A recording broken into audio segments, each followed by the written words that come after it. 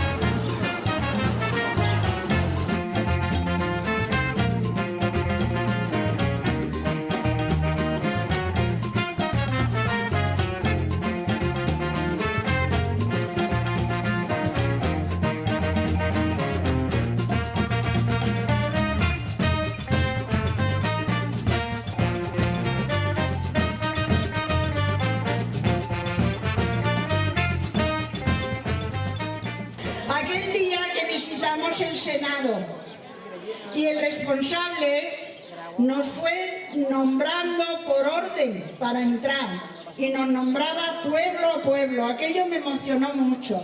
El pueblo de Madrigal, el pueblo de Losar, el pueblo de Jarandilla, el pueblo de Garguera, el pueblo, todos los pueblos los fueron nombrando. Y alguien se nos perdió en Madrid, eso fue horrible. Y también. Se despistó. Cuando visitamos el museo, ¿os acordáis? Algunos se acordarán. Y hoy me encuentro feliz entre amigas, con las que he caminado durante muchos años. Y en un lugar donde una asociación de mujeres hoy invita a esta federación para hacer una convivencia.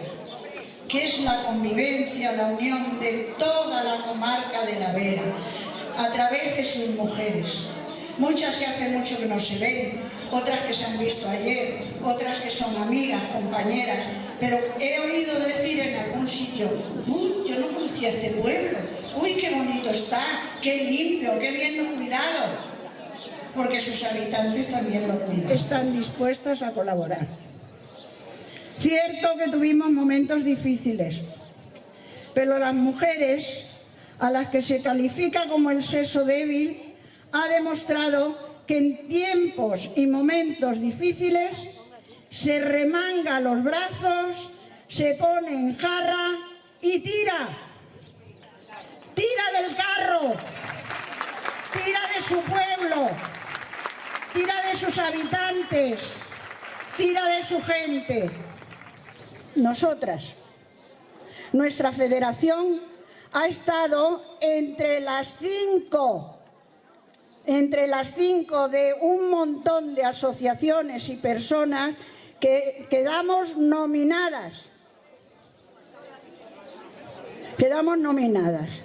Bueno, ya es para sentirnos orgullosas.